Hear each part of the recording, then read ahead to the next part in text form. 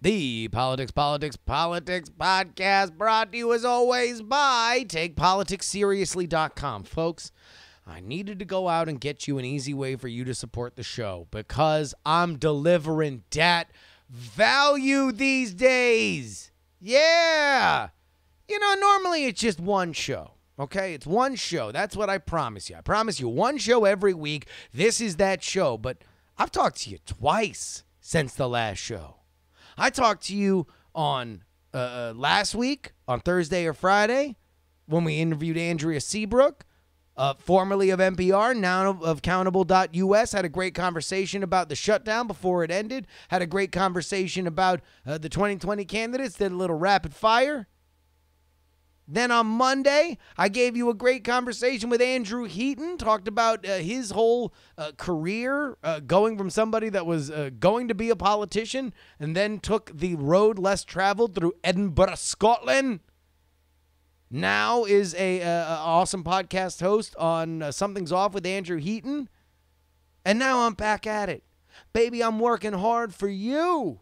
And if you are a $3 patron, $3 per week, man, I just spent $3 on a literal cup of motherfucking coffee today.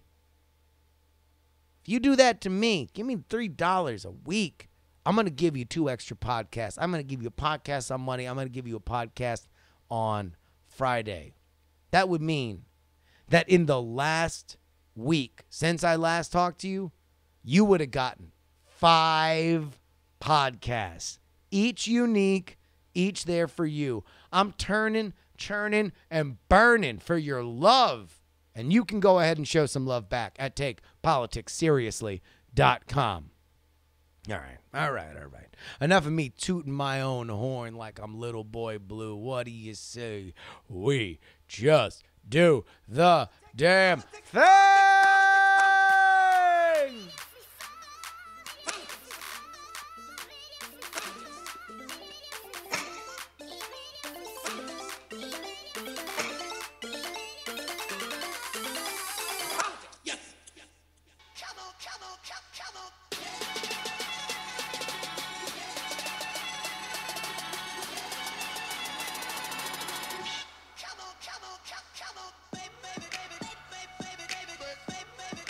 Oh,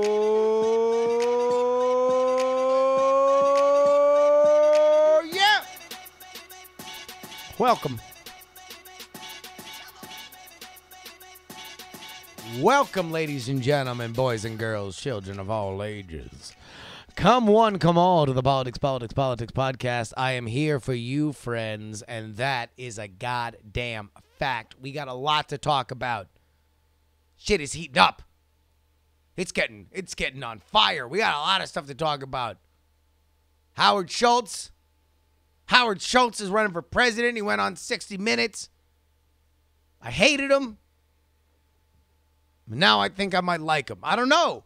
I'm still very undecided about Howard Schultz. We're going to talk through my feelings.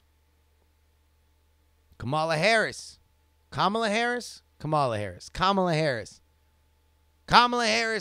was down at her rally in Oakland.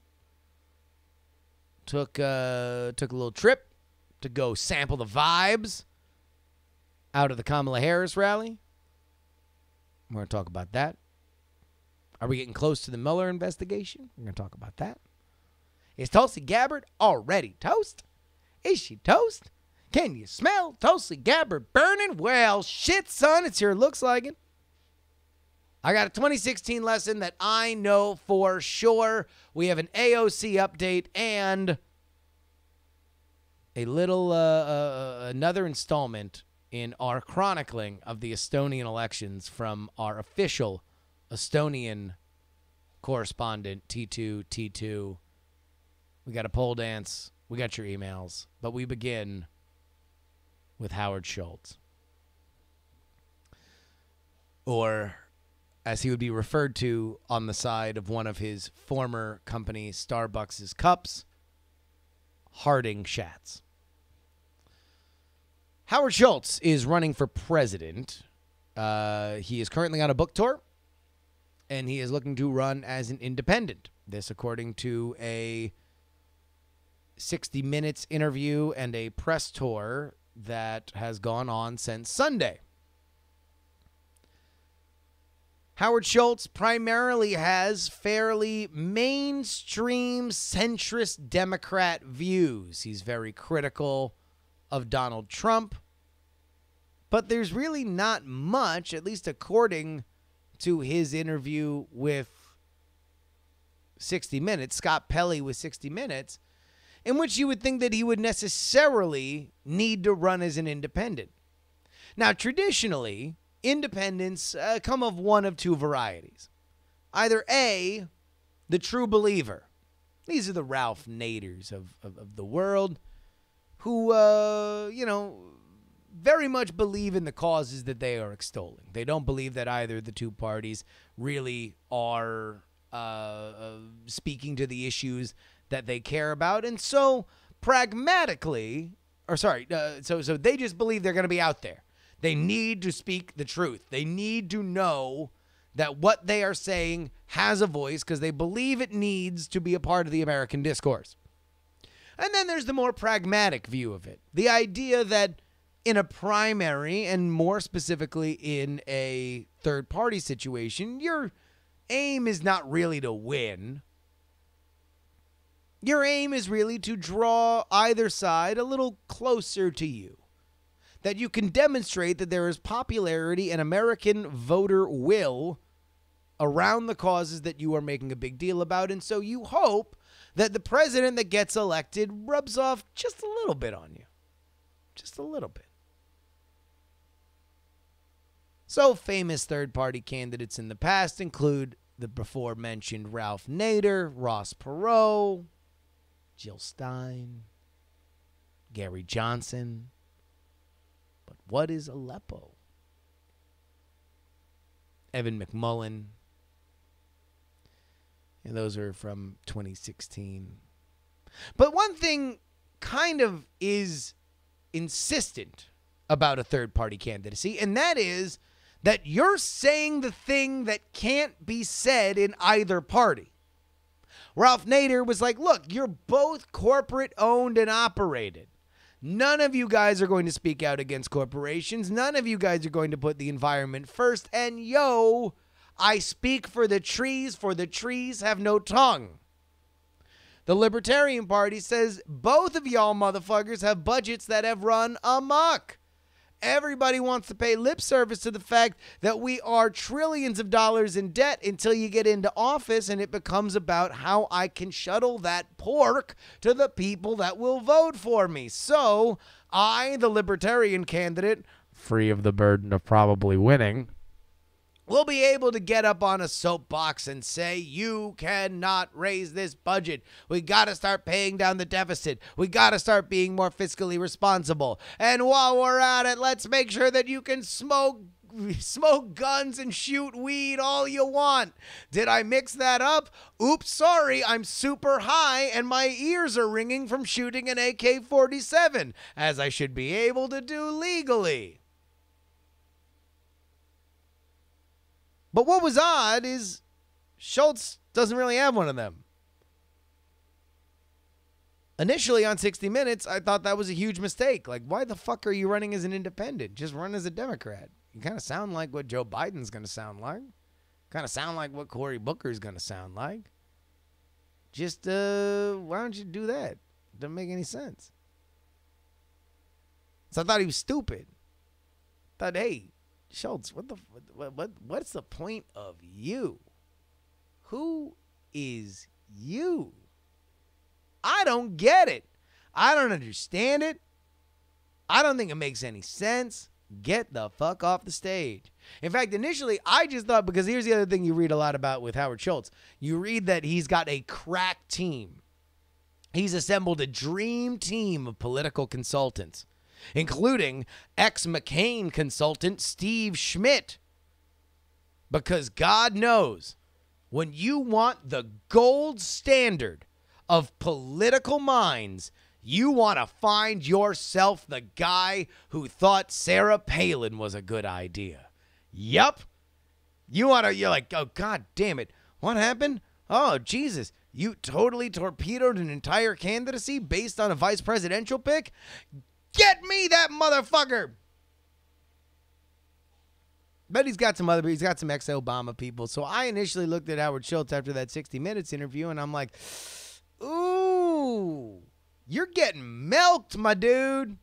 You are getting milked. There are some high-price consultants that looked at you, saw you were bored, and said, you should be president. And you want to know what you said back? I think I should. And then you spent a bunch of time, man. I'll bet you went to one of them resorts. I bet you they went to one of them resorts, like maybe in the Rockies or maybe it was in like Arizona, something where there's like a big vista and there's a bunch of rocks outside. And I bet you they had like a whiteboard and they're like spitballing.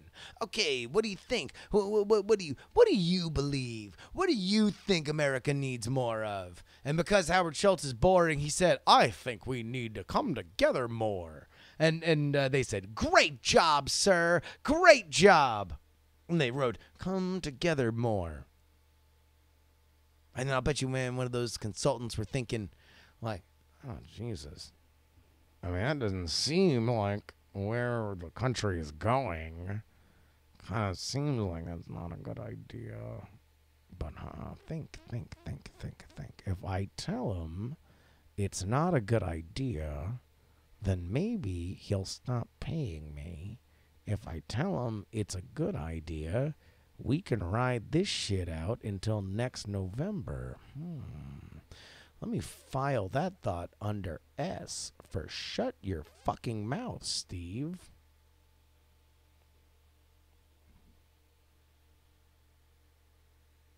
But then a funny thing happened. After the 60 Minutes interview, a funny thing happened. Everybody on the left started freaking out. Freaking the fuck out. Elizabeth Warren started freaking out. Political pundits started freaking out. Who's this dude? Mike Jolett? From Pod Save America, man, I read a big thing. He wrote an open letter to Howard Schultz, and he said, listen, mister, you need to run as a Democrat or not at all.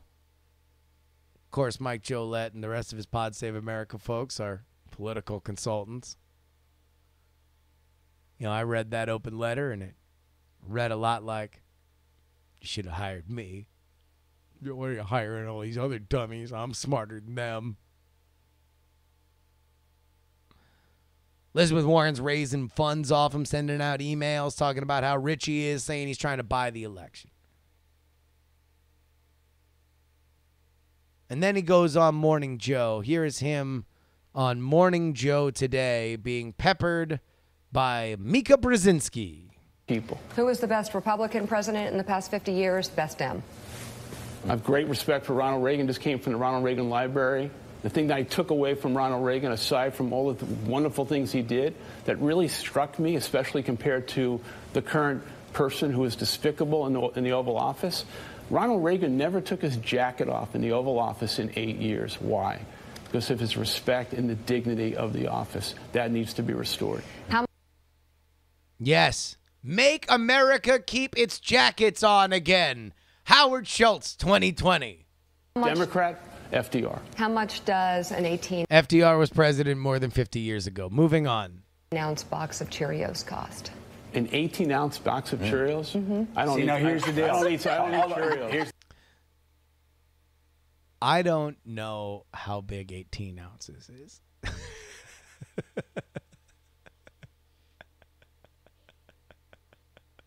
True story. I don't know how many ounces 18 is. I know it's more than 17 or I know it's less than 19. But if you were to show me 3 boxes, I would not be able to pick out from the smallest one to the biggest Costco size. I would not immediately be able to pick out which one was the 18-ounce box. I don't know. Now, if she said a regular-ass box of Cheerios, I'd be like, oh, okay, I get that one. That's the one at Publix. It's not the one that you get in the little fun size, and it's not the one that you get in Costco. But she said 18 ounces. I I don't know. And to be totally honest, when everybody was making fun of Howard Schultz about this answer, I didn't know that I really knew what it was either. But let's go ahead. In fact, I'll tell you what. Here's a fun little guessing game. You go ahead and guess how much an 18-ounce box of Cheerios is in your own head. And then email me whether or not you got it right. TheYoungAmerican@gmail.com. TheYoungAmerican@gmail.com. Here's the answer. You ask us. Yeah. How, you know, like budgets for the VA. We're going to ask you questions about Ask me anything you Cheerios. want. I don't need Cheerios. I'm sorry. Okay. It's $4. Is it $4? Yeah. That's a lot. Really? Yeah. Wow. So wait a minute, hold on. I'm getting the word here in the chat that 18 ounce is the family size. 12 ounce is the standard. All right, now we're fucking in the shit here. Wait, is it 18 ounces is the standard or 12 ounces in the standard? Oh, I swear to God, man. See, this is, I tell you what, this is why people avoid politics. It's too goddamn complicated. Can't figure out. Next thing you know, all you're doing is trying to run for president, talking about how Ronald Reagan kept his jacket on for 8 years. And next thing you know, someone's asking you about the Honey Nut Cheerios. Also, who fucking buys Cheerios? Everybody buys Honey Nut Cheerios. Does anybody prefer Cheerios to Honey Nut Cheerios? That's a good question. Do you, yes or no, like Honey Nut Cheerios or Cheerios? Like, or over Cheerios? Nobody. I mean, even like Honey Nut Cheerios is considered to be not terrible. Like, my parents would always get me Honey Nut Cheerios over, you know, the worst were like Lucky Charms or you know, whatever the super sugary cereal was. Okay, I'm now getting word that standard is 18 ounce, family is 24, and value is 36. And if I remember correctly, like how many boxes of cereal, how many bowls of cereal you supposed to get out of a box? 8? 7? 8? See, this is an unfair question. What a trap. It was the reaction to Howard Schultz that made me change my mind about him. That and Kamala Harris saying that initially she would do away with private health insurance, and she walked that back. We're going to talk about Kamala in a second. But as soon as everybody was like, and not everybody, this is my pet peeve, 2019 New Year's resolution, I'm going to try and stop saying everybody. I don't like everybody. It is unfair to say everybody. I think we all as a culture say everybody too much when we're talking about some random people on Twitter or a few people specifically. So I think we need to stop saying everybody. We need to start saying names. The fact that Elizabeth Warren went so hard after Howard Schultz made me think that Howard Schultz was more viable. For this reason, if the Democratic candidate is indeed somebody that is more to the left than they normally are, then Howard Schultz has a lane.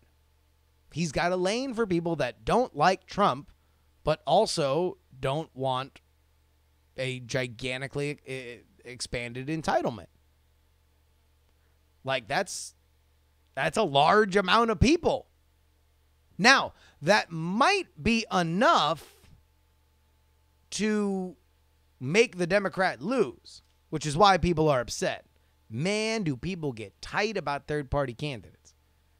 Because it's a thin margin, my friends. Thin margin. So somebody siphons off, but just a little bit of that electorate, it's going to be a problem. But also, it's your fucking job to gather the electorate. At the end of the day, it's your job to make sure that you win. Now, you can get mad that that terrain is a little harder, but there ain't nothing promised in a presidential election. It's your job. It's your job to make sure that if a third-party candidate is encroaching on your victory, that you do damage to that person. That's what you need to do to campaign. So I have very little sympathy for people that are in the like, okay, well, we don't think that you are advantageous to us winning, so we will bully you into not running.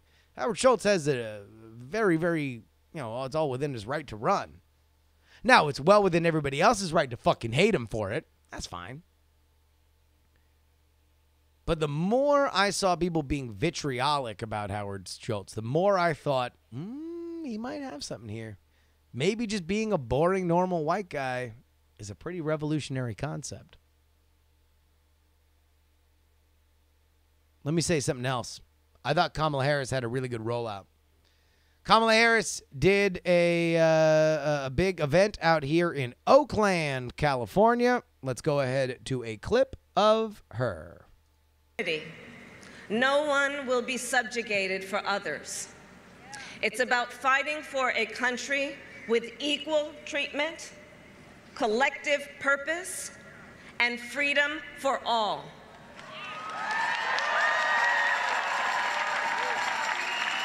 That's who we are. That's who we are. And so, I stand before you today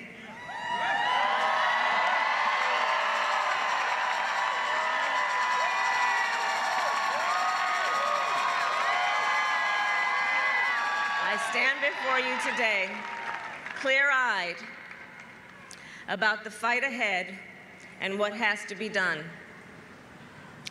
With faith in God, with fidelity to country, and with the fighting spirit I got from my mother,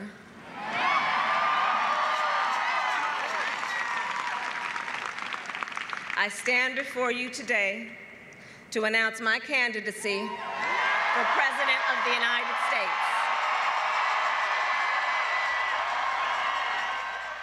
That is Kamala Harris out here in Oakland, California, Frank Agawa Plaza, announcing that she is indeed running for president. 20,000 people estimated to be there in downtown Oakland. Shut down Broadway. Everybody filled the streets. And allow me to say, I think Kamala Harris is a player. She is a player here, folks, in a way that I didn't think she was going to be before. I have said here on this show and in other versions of the PX3 enterprise that Kamala Harris, I was talking to a guy one time at a bar, and we got to talking about presidential candidates, and I said, what do you think of Kamala Harris? And the dude said, she's the liberal Michelle Bachmann. I don't think she's Michelle Bachmann. I think she's much better than Michelle Bachmann. And if we can best judge the coaching skill of NBA coaches by the plays they run coming out of timeouts, meaning set plays where they have total control over who's on the court and how they're going to act, and you've drilled them enough to know where they should be, then I believe that you can best judge a campaign on its rollout. Or not best judge, but you can judge their campaign based on their rollout. I think to that, Elizabeth Warren so far has fucked up twice. She ran that crazy DNA thing, blew up in her face. She's already had to walk it back. She had the I'm gonna drink me a beer live stream. I don't think really came off natural. I don't know if it really did her many favors. Now, Kamala Harris. Let's go ahead and talk about it. Why is it smart that she did this rollout in Oakland?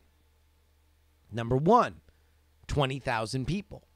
From now on, there is going to be a line in the sand that says if you can't get 20,000 people to hear you announce that you're running for president, then you're not as popular as Kamala Harris. That's smart. You either have to very intentionally make it a quieter thing, which won't play as big on television, or you better hope to God you get 25 and up. You better be doing it in an arena. You better be doing it in a place with a lot of people. Here's number two. What's the biggest criticism about Kamala Harris? I want to see this in the chat. What do y'all think the biggest criticism of Kamala Harris is from the left? Go ahead and type it in there. What do you think she doesn't have that a likely Democratic voter might think about? Something that would be an issue. Sticking in their craw. Because I'll tell you, Tally's got it. Tally Zarrell's got it. They call her a cop. Why? Because she was a prosecutor in San Francisco. She was putting people in jail.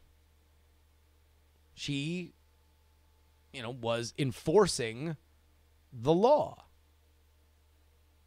So, if she did that in a specific region of the country and then has a big rally, and it seems like everybody in the area where she was a cop-ass cop is cheering for her, well, doesn't that blunt that topic of conversation, if just a little bit?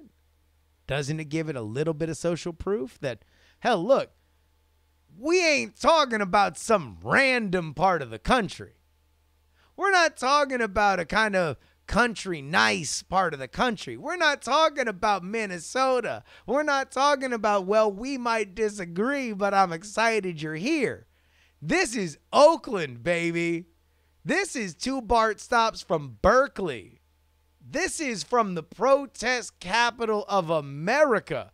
Oakland protests on a national level. If you've got some fucked up shit happening in your neck of the woods, they're protesting about it in my neck of the woods.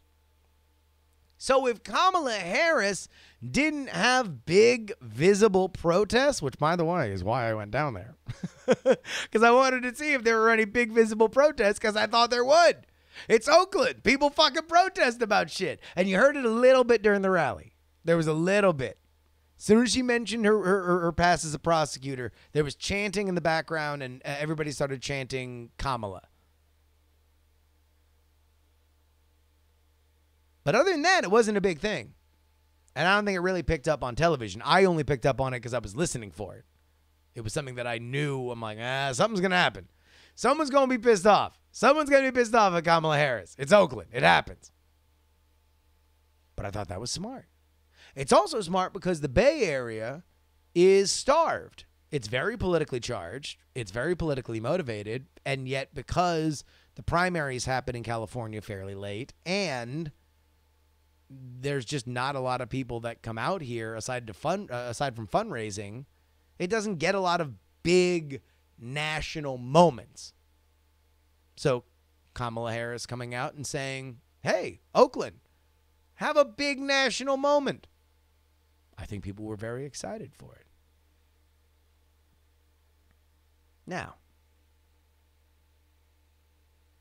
aside from her private insurance gaffe, she said that during a CNN town hall in Iowa, which she's already walked back. She initially said that she would do away with private insurance, and now she said, well, I don't know about all that. There's one thing that I've seen conservatives in conservative circles that I think you better watch yourself. It is known, Khaleesi, that Kamala Harris, when she was a young prosecutor, had a relationship with then San Francisco Governor Willie Brown. Willie Brown was much older than her. It is also known that Willie Brown appointed her to... Oh, was he the governor at the time? Was Willie Brown the governor? I don't know. I thought he was the mayor. Sorry. That he appointed her to positions, got her career started. And so there is a dismissive attitude to Kamala. They call her names. Ho-Obama. They make jokes about her blowing her way to the top. This is one of those weasels in Weasels and Who Framed Roger Rabbit. Don't weasel yourself. Keep laughing. You're going to laugh yourself to death one of these days. Because I'll tell you what that sounds like a lot to me. Sounds like a lot of liberals laughing their fucking heads off about how funny it was that Donald Trump had multiple wives and Donald Trump had so many affairs and Donald Trump was a gross guy, just laughing. Trump going to Liberty University and liberals are laughing. What hypocrites. See how that one turned out. Let me say this. I'll bet you Willie Brown got himself a fair share of blowjobs. That man's probably got his dick sucked plenty. His dance card is full when it comes to that, and I'll bet you he's still taking all comers. Literally. I don't know how many of them became senators. I don't know how many of them are running for president. Kamala Harris is a political animal. Kamala Harris is going to be a force to be reckoned with. That's that. IMO. If you want this kind of political conversation in your email inbox every morning during the weekdays, Monday through Friday, well, I'm going to encourage you to sign up for the free political newsletter at freepoliticalnewsletter.com. Look, 5 days a week, 5 stories a day. Most of the times it's a GIF. Sometimes it's a hot take. We've had great success with this, by the way. We are now pushing up on 2,000 people. I think we've been doing it for a little over a year. In fact, I'll tell you what. I gotta see when I first started on Tiny Letter to see exactly how long I've been doing this. But it's been an awesome experience so far. And look, 2,000 people, that's a nice little nest egg. That's good. Go ahead and spread the word to your friends and family. If you like this, you know somebody who might like a little bit of an off-kilter perspective on the news. Quick read, by the way. It's not going to take you more than a couple minutes. You're just going to scan, look for 5 stories, laugh at a GIF, read a real quick 2 or 3 sentence hot take. Tell you what, busy day. Perfect to read on your phone. freepoliticalnewsletter.com. Are we getting into the end of the Mueller investigation? According to acting Attorney General Matthew Whitaker, yes. Now, we've had a lot of rumors about it. Heard a lot of people, a lot of Rudy talking about how it's going to be over tomorrow. And then tomorrow comes, and he's like, plans changed. But this is the first time that we have heard from somebody who would know. Think what you will about a Trump-appointed attorney general, but he is technically in charge of Mueller. So he would know. He would have no reason to lie. At least I can't see a reason why he would lie. Look, you can think he's biased, right? That's fine. I just don't know why he would lie. Why would he lie? There's no reason for him to lie. Also, he's leaving. And William Barr, his replacement, the rumor is that Mueller doesn't want to submit his report until Barr is in there because he believes Barr will release more of the report than Whitaker will.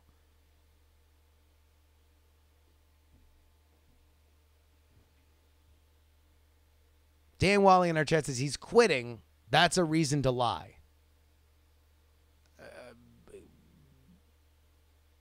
Okay. All right. I don't particularly see why that's a reason to lie. But that's fine. So that's the word. You know, to me, that's something that means a lot more than just a rumor. Well, let me put it this way. All right, hold on. No, because now I gotta burn my bonnet. All right. So we have done nothing but live on unsourced West Wing rumors since 2016. And I'm here for it, by the way. You know that I love me a good who farted and where story, okay? We know that we're amongst friends here. I like to grab it. I like to eat it. It is the junk food of politics. Ooh, did you hear? Donald Trump thinks that this guy's an idiot. Donald Trump said that these countries were shitholes. Donald Trump said this. Donald Trump did that. No sources, no authority, right? Now, I have reason to believe that some of them are right. I have reason to doubt some of them. But it doesn't mean that we don't spread them. It doesn't mean that we don't take a little bit from them. And whenever I read people with a big, long list of ways that Donald Trump fucked up, I see 2 or 3 of those unsourced stories mixed in there. This is the guy in charge of the report saying that it's close to done, which, by the way, doesn't say that it's done, doesn't say that it's turned in, doesn't say that it's in the process of redaction, doesn't say anything that really comments on the report, just says what should be obvious, that it's closer to being done than it is to being begun, right? And all of a sudden, out comes the I don't knows. Everybody wants to be a skeptical Sam. He should know. He should know. This is his job. And now everybody wants to put on their sleuthing cap. Yeah. Dan Welly says Mueller's been winding down for 16 months per the right-wing press. See, this is you're doing it everybody. You're painting with a broad brush here. Come on, man. He's a nobody going back to being a nobody. He's the Attorney General. I get it. You can have a low opinion about him, but it is his job. He is getting briefed on these things. He should know. Now, all the people that should. All right, I'm getting worked up. I get it. Some folks just don't want to hear anything. It's fine. Okay. All right. I would take it. All people ever do is ask me about, what do I think about this? Is this real? Is this not real? I would think this is more real than somebody whispering that it's getting close to being done. To me, this is the first time that somebody in a position to know it said it with their name on it. So I don't care what CNN showed. I don't care what Rudy said. I don't care what Tucker Carlson's mom told his aunt, and then they whispered it to somebody else. I don't care what Breitbart said. I don't care what MSNBC said. I don't care what Jacobin said. That dude should know. He was on the record. That's something that I will take seriously. Personally. Just one man's opinion. Is Tulsi Gabbard fucking toast? I want to ask you that. Her campaign manager is leaving. That's rarely a good sign. Rarely is it a good sign when your campaign manager is leaving only 2 weeks after you've announced that you're running for president. This here is from Politico. Tulsi Gabbard's political campaign hasn't officially launched yet, but it's also officially melting down 2.5 weeks after the Hawaii Democrat told CNN she has decided to run for the White House, an announcement that even her own staff didn't know was coming.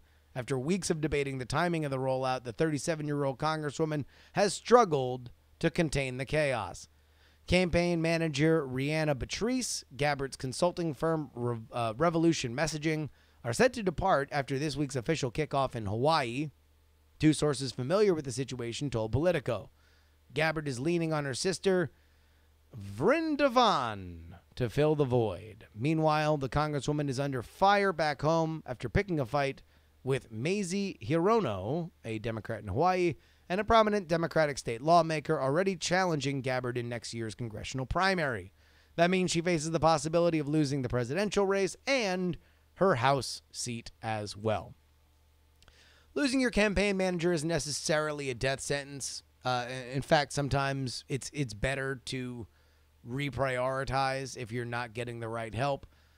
I've long thought that Tulsi Gabbard is kind of dependent on other progressive candidates flaming out. If she's already not getting along with her staff, that's a bad sign. I don't view this as positive for Tulsi. But remember that John McCain fired his entire staff before getting the GOP nomination back in 2008. So You never know. I have a lesson. I want to start doing these. Lessons that I now know for sure based on 2016. I told you. After 2016, I was caught with my pants down. If you listen to me talk about 2016, you heard me talk over and over and over again about, man, don't worry about this Donald Trump. Donald Trump will come back down to earth. Gravity will get Donald Trump. Donald Trump won't beat Jeb Bush. Whoops. Donald Trump won't beat Marco Rubio. Whoops. Donald Trump won't beat Ted Cruz. Whoops. Donald Trump will definitely not beat Hillary Clinton. Donald Trump will definitely not. Look at the polls. We can know for sure that he won't beat. Whoops. So what did I tell you? The episode right afterward, I said, look, it is my job to learn where I can fill in my blind spot.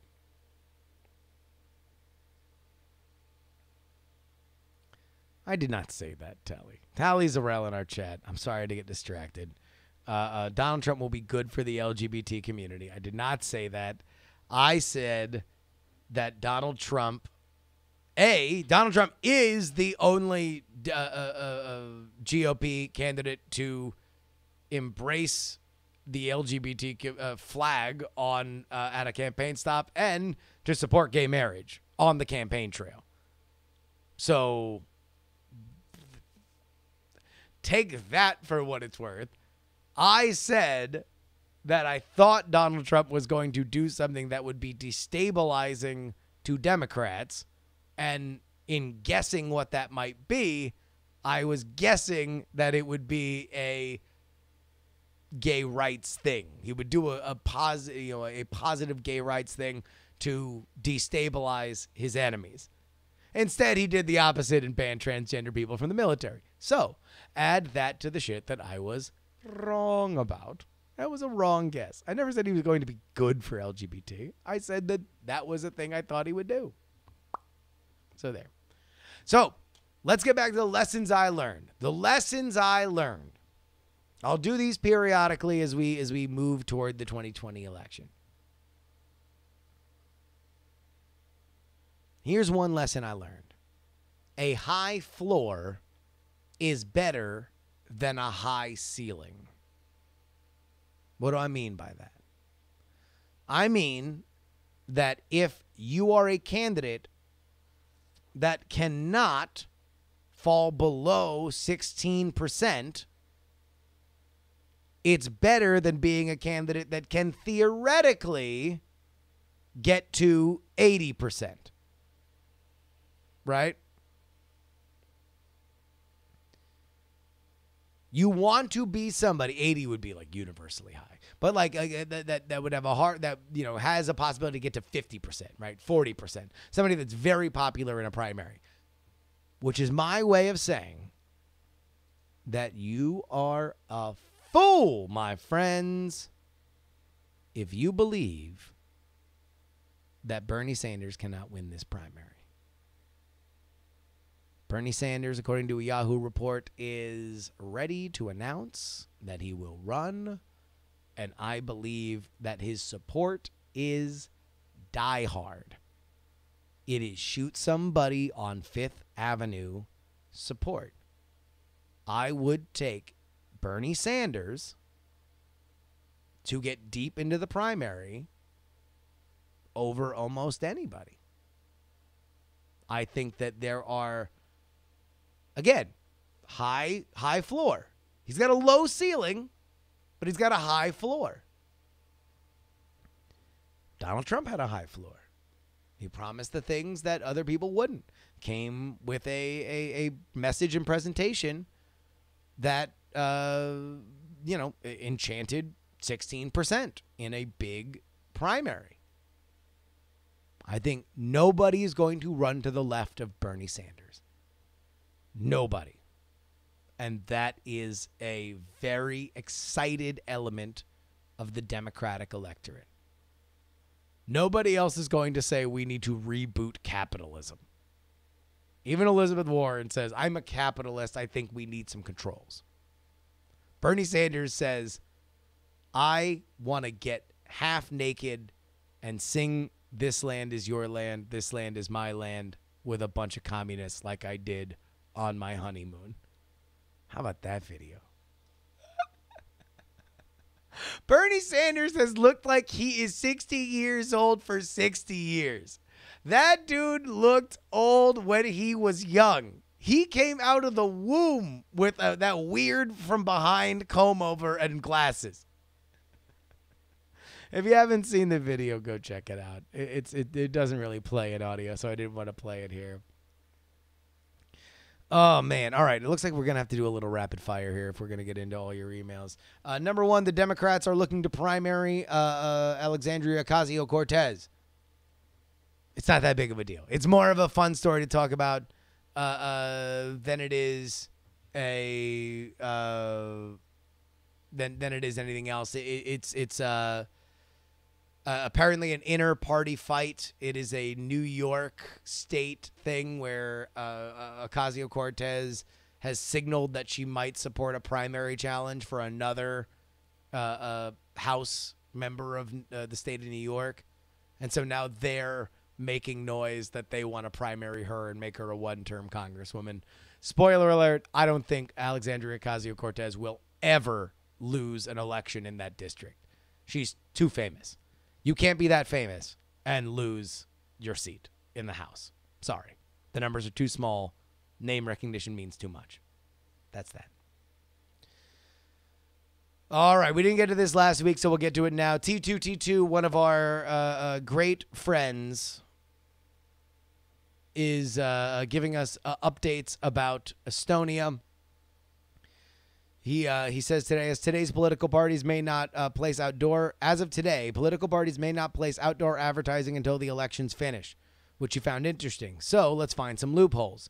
Current government. So again, in their election, they're not allowed to put outdoor advertising. At a certain point, the veils come down. No more advertising. Now it's up to the people to think about things and then vote. Current government decided to increase duties on alcohol by 15%. Thing is, Estonia is in Europe. Open borders. Southern neighbor. Latvia has lower duties. Estonian businessmen made stores that sell alcohol right across the border. Seriously, one of the stores was previously a border crossing. Most of the country decided to drive across and buy some Estonian alcohol, but cheaper and in larger batches than before. But now Estonia doesn't get the taxes. Result, you set up ads across the border because it's another country.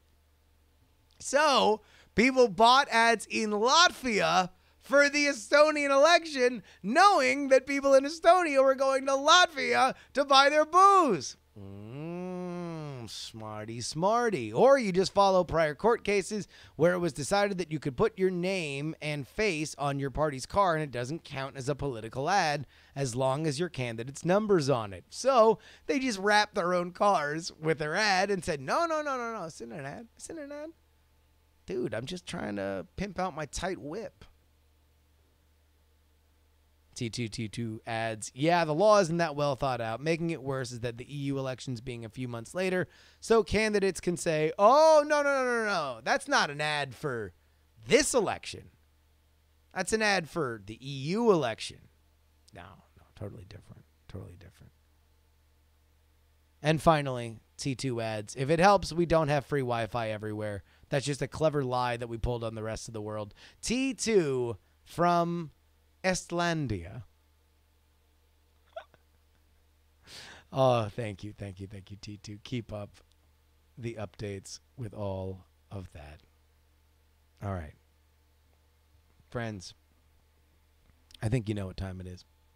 We mentioned Kamala Harris. She announced that she is running for president, and boy, we are going to see exactly how successful she might be because we have a poll to dissect. And how do we dissect polls here on this show? Oh, yeah. We do it the only way we know how. This is a way too early Michigan 2020 Trump versus Harris poll in a poll.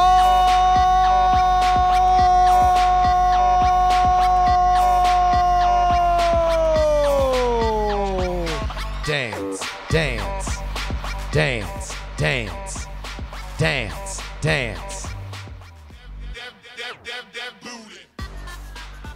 This is a Detroit News WDIV TV poll taken from January 24th to January 22nd, January 26th, with 600 likely voters and a 4% margin of error.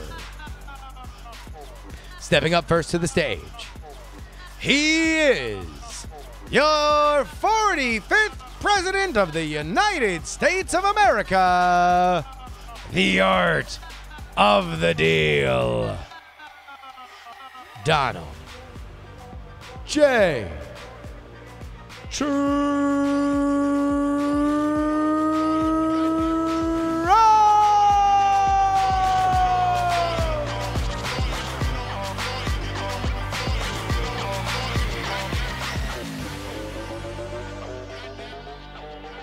But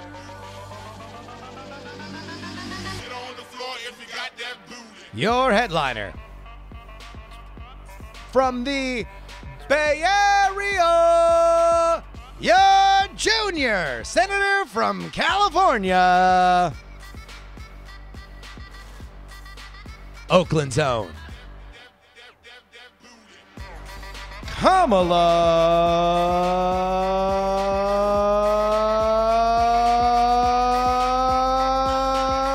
Harris.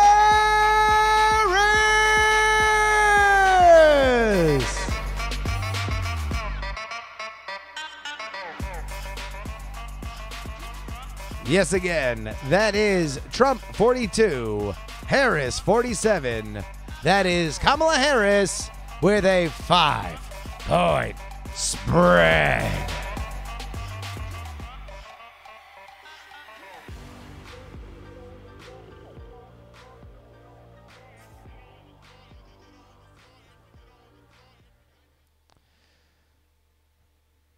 None of these polls mean anything.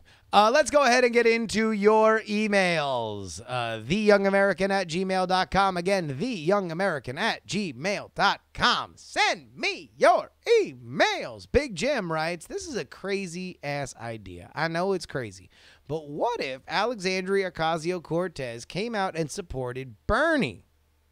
And Bernie reciprocated by announcing he was thinking of putting her on the ticket. That way, Bernie seems younger.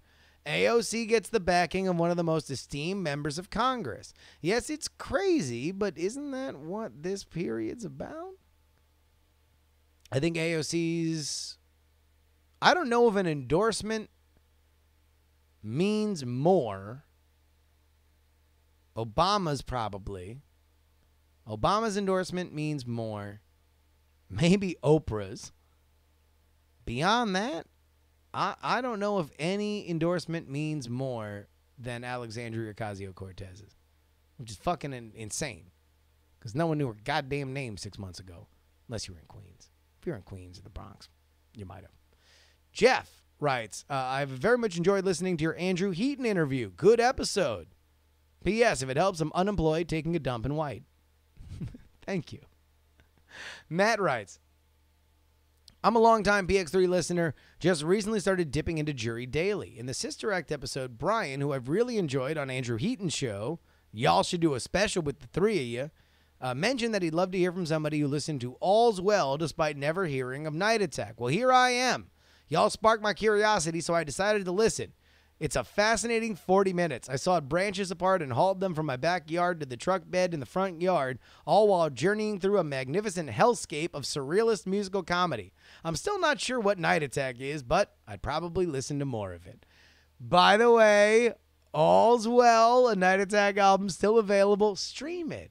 Stream it on Spotify. Stream it on Apple Music. Stream away. We actually have pretty good stream numbers. I've actually really liked it. Kevin writes, am I the only one who remembers all those pictures of women and girls that are clearly uncomfortable with the way that Joe Biden is touching her during the photos? He's practically the poster uncle for unwanted touching. How is this not coming up every time Biden's name comes up as a potential candidate? Kevin, you're not reading enough right-wing shit because, holy moly, do they love talking about how touchy Joe Biden is. I think it'll come up. He hasn't announced yet. Really, it'll come up. Specifically if he does it again, which he will. Because that dude loves touching people. I don't know. I think it might be a misnomer to say he only touches women and girls. I think he absolutely touches women and girls. But I think he also touches everybody. He's a toucher. He's a toucher. He likes to... He's like the guy that... I'll bet you Joe Biden gives a lot of unwanted back massages. Who wants a body massage? Mark writes, so in one of your podcasts last week, you mentioned the story about Joshua Tree and the other clickbaity news in reference to the shutdown and that it could sit on it unless it was truly newsworthy. Well, according to a former supervisor, we done fucked up.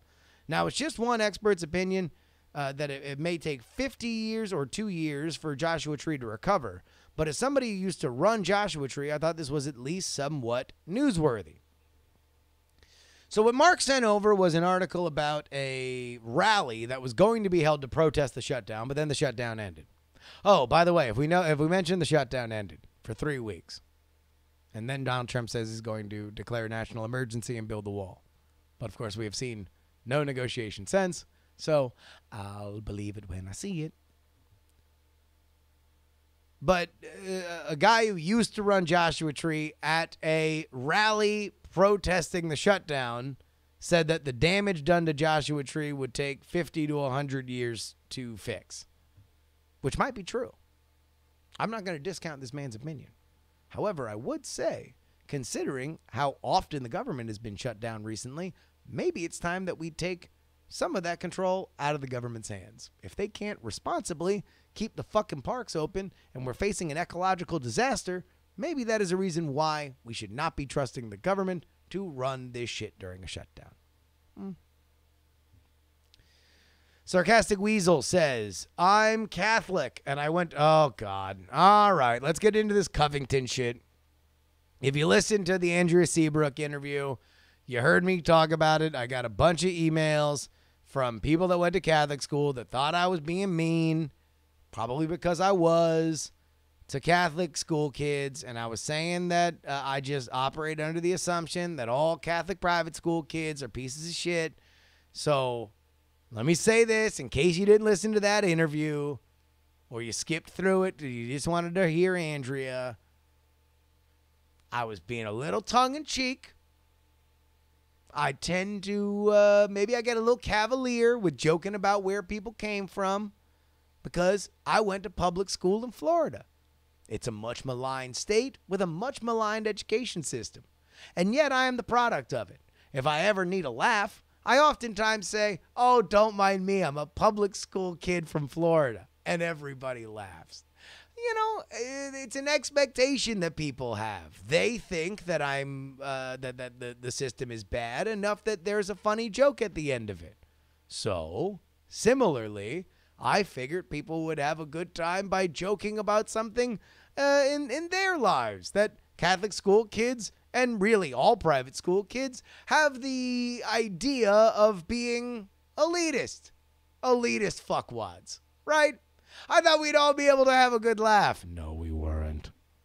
Oh my God, some of the Catholic school folks. All right, I'm joking, man. I'm not trying to really say you're all pieces of shit. It's just, trying to make a joke. Sarcastic Weasel writes, I'm Catholic. Oh, here's another thing. I had a couple people write in, and they said, please don't read this on the air, but I'd like to lecture you about how not all Catholic school kids are assholes. Okay. Cool. I don't know. It was just a weird thing. I didn't know. Is that something that they teach kids in Catholic school? Don't read this on the air? I don't know. I went to public school. Honest question. Sarcastic Weasel writes, I'm Catholic and I went to public school and I thought your joke about Catholic school kids was great. A lot of new kids who went to Catholic school and most of them came across as entitled rich snobs. I completely share your assessment of the kids in the video. Also, as a Catholic, I think it's ridiculous that the kid was wearing a MAGA hat while representing Catholics at a pro-life rally. The Catholic Church does not endorse Trump, and none of them should have been wearing crap like that while they're representing the church. And where the hell were the adults in the shit show? They should have kept the kids under control and been doing everything possible to avoid any confrontations with other groups so a bunch of immature and inexperienced kids didn't end up looking like racist dipshits. One more embarrassment for the Catholic Church if it helps I'm white. Man, my name is Paul, and this is between y'all. But this is all I'll say. This was not during the March for Life rally. It was the day after. They were sightseeing, so theoretically they would be their own private citizens, although, you know, I guess you're always representing your school. It's between them. Whatever. Michael writes, the Covington kids are the grandchildren of the jerks harassing civil rights workers in Alabama and Mississippi, pouring milk and mustard on them. I don't know if that leaves a lot of nuance. I disagree. We can move on. Anonymous writes, the first thought I had when you said people think dudes in MAGA hats are asking for it was, does that mean women who are dressed up or showing too much skin are asking for it too? If it's okay to harass and assault a MAGA hat wearer, is it okay to harass or assault women who are dressed hot or slutty walking around? I guess we don't need to assign genders to these theoretical people, but women are the ones who usually complain about catcalling and more, and usually the first ones who want to punch a MAGA dude.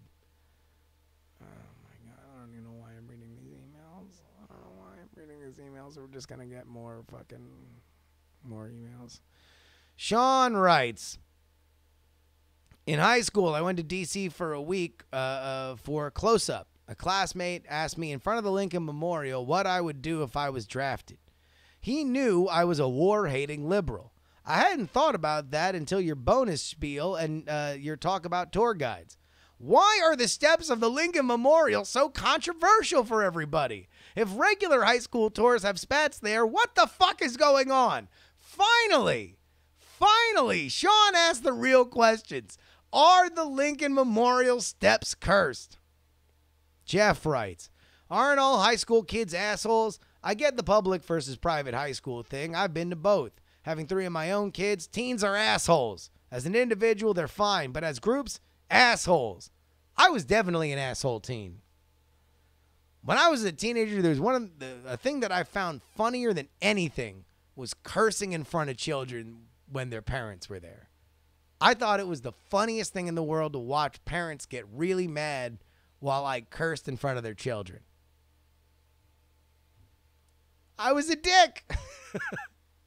Alex writes, to set the mood, I was sick yesterday and I had taken NyQuil and then some more NyQuil 4 hours later. I had a strange dream. I was trying to escape a prison-like place. I had blue and orange guys. The blue guys kept calling the angry orange guys Donald Trump. As we tried to get past the wall, the orange guys could not get around the wall. The blue guys said screw it and shot the orange guys and then ran around the wall. Then I woke up. Alex, finally, somebody's talking some goddamn sense around here.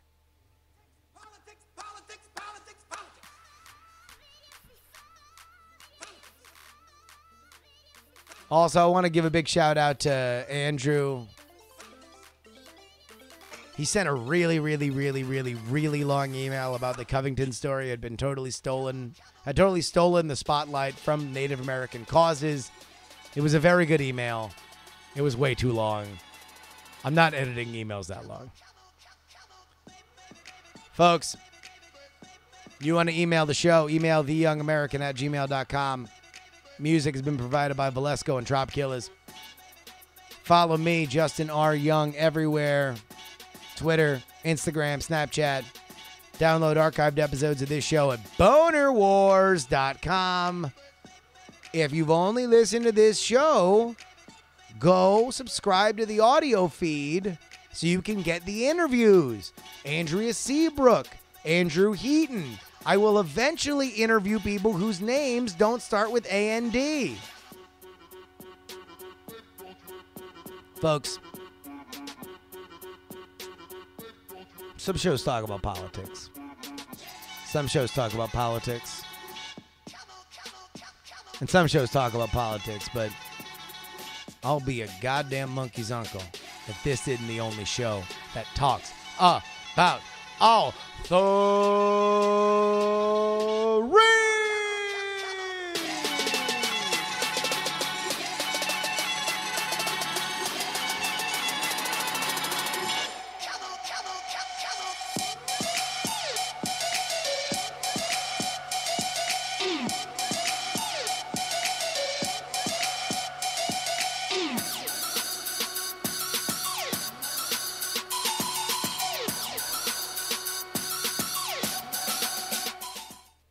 Diamond Club hopes you have enjoyed this program.